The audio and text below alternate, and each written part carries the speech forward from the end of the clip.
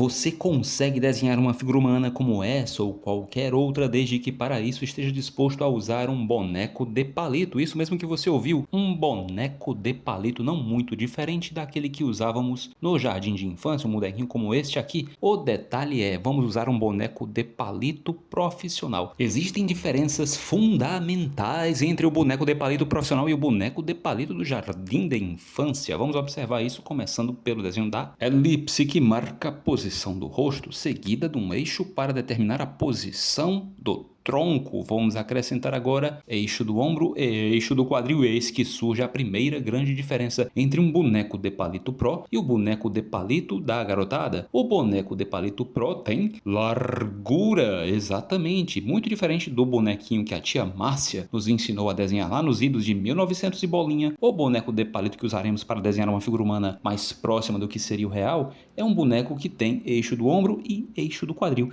Isso por si já determina muito da dimensão da largura. Quando acrescentarmos os membros, vamos ver a segunda grande diferença entre este boneco de palito que estamos tentando realizar e o boneco de palito dos amadores, que cada vez mais torna-se uma relíquia para você, uma vez que você perceberá, o boneco de palito dos profissionais é muito mais interessante para a construção do desenho de personagens e figuras realistas, inclusive. A segunda grande diferença consiste na divisão entre braços e pernas. Isso mesmo, quando desenhamos um boneco de palito digno dos ilustradores profissionais, nós precisamos considerar que existe braço ou porção medial do braço e antebraço, da mesma forma que existe a porção superior da perna, onde fica a coxa, e a porção abaixo do joelho, onde fica a panturrilha. Neste caso, nós teremos dois eixos para o braço, dois eixos para a perna. Por fim, nós temos também uma terceira grande diferença: nós acrescentamos eixos próprios para os pés e bolinhas para as mãos. No exemplo em questão, estamos desenhando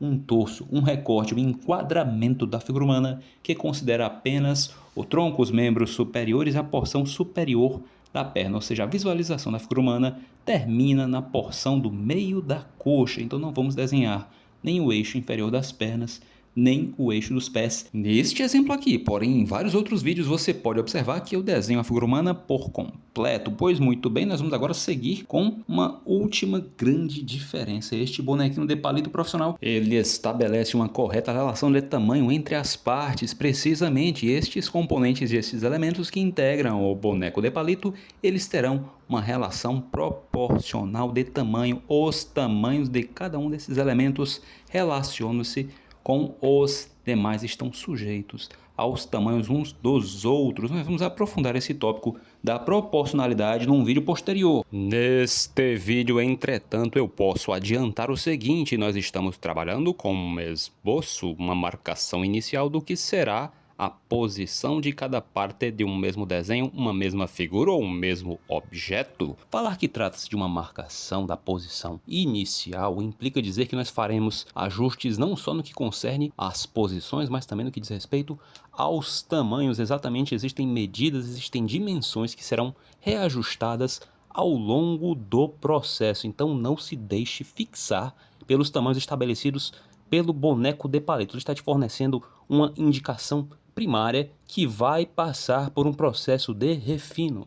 Porém, da mesma forma que esse refino é parte do processo, é bem verdade que se você estruturar um boneco de palito com qualidade, se você o fizer bem feito, muitos dos tamanhos vão se manter. O ajuste será aplicado a detalhes. E é precisamente nesses detalhes que você, eu e toda a freguesia agora vamos focar, uma vez que nós suavizamos essa estrutura, tornamos o nosso esquema o mais clarinho possível, passando a borracha suavemente, delicadamente sobre ele, nós podemos finalmente adicionar uma nova camada de detalhes, a camada que vai conter pormenores faciais, inclusive contornos de ossos e músculos. Calma lá, você deve estar se perguntando por que eu deveria suavizar o esboço. Ele está praticamente desfeito de forma alguma. Nós clareamos o esboço para adicionar uma camada de detalhes com maior precisão. Exatamente o que você ouviu, precisão.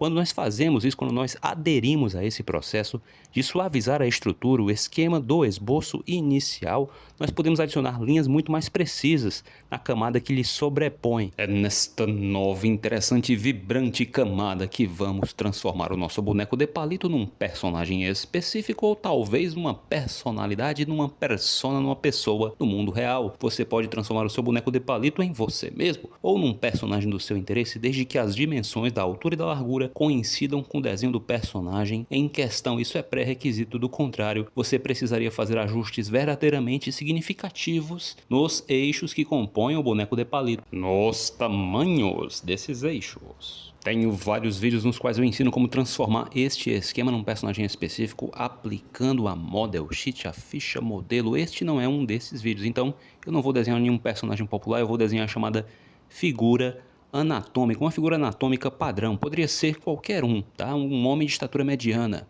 Você vai fazer o seguinte, você vai tentar me acompanhar também ao longo desse processo de esboço, por mais que você não tenha o conhecimento da anatomia, pois dessa forma, a partir do momento que você tenta imitar essa demonstração que eu executo no vídeo, neste vídeo, você poderá aos poucos aprimorar o seu conhecimento da forma anatômica, do formato específico de ossos e músculos. Então você vai suavizar o esquema para novamente adicionar sobre ele uma terceira camada de detalhes. A camada que vem a seguir, esta sim é a camada do traço final, é um traço que nós vamos escurecer, que nós vamos traçar com maior precisão, com maior finesse.